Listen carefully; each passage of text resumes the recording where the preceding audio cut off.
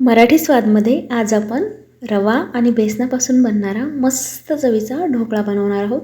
खूप सुंदर चव लागते ह्याची। तर ढोकळा बनवण्यासाठी मी इथे एक मोठं भांडं घेतलं आहे, त्याच्यामध्ये पाऊण कप एवढा बारीक रवा घेतला आहे आणि आता तेवढंच बेसन घेणार आहे। म्हणजे जेवढा रवा वापरला आहे तेवढंच बेसन वापरायचं।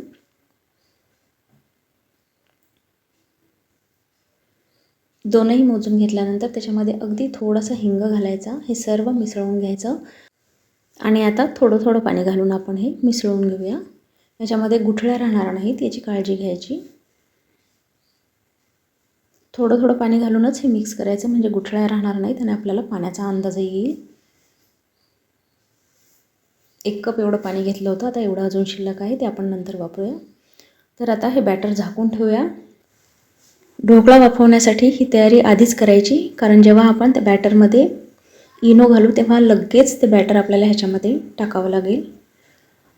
तर एका भांड्यामध्ये 1 ते 1.5 ग्लास पाणी तापत ठेवलेलं आहे। त्याच्यावर एक स्टँड ठेवलं। इथे मी स्टीलचा डब्बा वापरणार आहे ढोकळा बनवण्यासाठी। त्याला अगदी थोडंसं तेल लावून घेऊया, म्हणजे जेव्हा ढोकळा काढू तेव्हा अगदी सहज निघेल। आपण हा ढोकळा करताना रव्याचा वापर केल्यामुळे रव्याने बघा लगेच पाणी शोषून घेतलेलं आहे। बॅटर परत घट्ट झालं।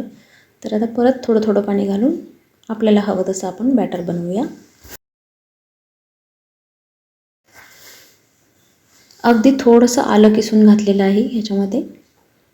तुम्हाला आवडत असल्यास एखादी मिरची बारीक चिरून घातली तरी चालते, मी मात्र वापरणार नाही हिरवी मिरची।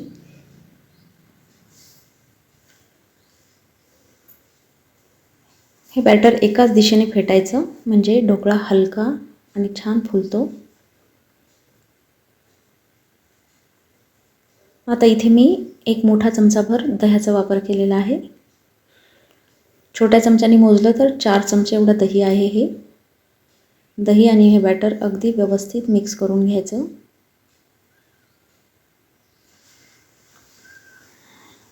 हे ढोकळ्याचं बॅटर 5 ते 6 मिनिटं छान फेटून घ्यायचं, म्हणजे ढोकळा एकदम मस्त बनेल।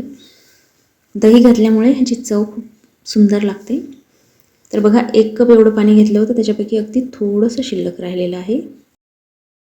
तर आपलं बॅटर तयार आहे। गॅसवर जे पाणी ठेवलं होतं त्याला पण मस्त उकळी आलेली आहे। तर आता ह्या स्टेजला ह्या बॅटरमध्ये 1 इनोचं पॅकेट आपण टाकूया आणि त्याच्यावर 1 चमचा तेल घातलेलं आहे मी इथे। तेल आणि इनोचं पॅकेट घातल्यानंतर हे मिश्रण फटाफट एक साईडनी फेटून घ्यायचं। जास्त वेळ लावायचा नाही इथे, फक्त इनोची जी पावडर आहे ती सर्व मिश्रणामध्ये एकसारखी मिसळली पाहिजे एवढी काळजी घ्यायची। आणि लगेच हे मिश्रण गॅसवर जे ढोकळा लावण्यासाठी आपण भांडं ठेवलं आहे त्याच्यामध्ये ओतूया।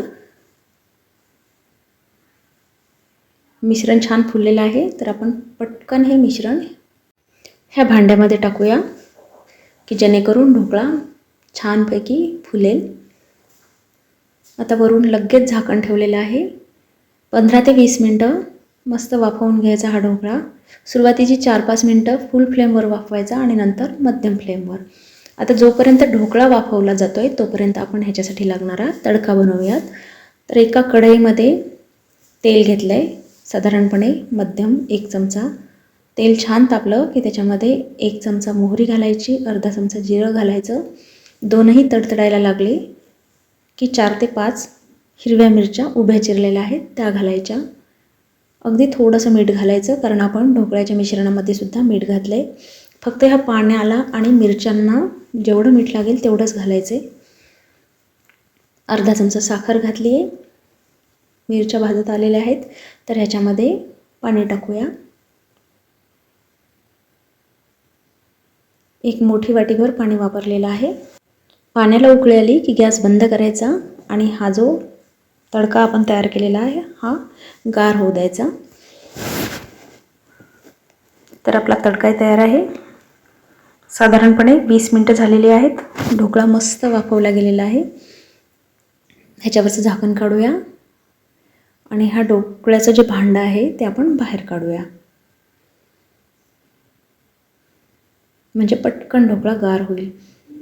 रवा आणि बेसनाचा हा जो ढोकळा आहे हा चवीला खूप सुंदर लागतो। शिवाय ह्याच्यात आपण दह्याचाही वापर केलेला आहे। एकदम मस्त चव येते ह्याची।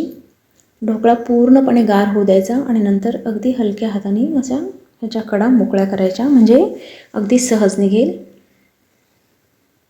आता हे भांडं एका प्लेटमध्ये उलटं करूया आणि वरून हाताने थोडंसं थापटल्यासारखं करायचं, म्हणजे ढोकळा सहज निघतो. ढोकळा कापून घेतलेला आहे. कापताना मात्र थंड झाल्यानंतरच कापून घ्यायचा. गरम असताना कापला तर ह्याचा आकार व्यवस्थित येत नाही. आपला ढोकळा पण गार आहे आणि जो तडका बनवलेला आहे तो पण थंड झालेला आहे. तर तडका थंड झाल्यानंतरच ह्या गार ढोकळ्यावर घालायचा.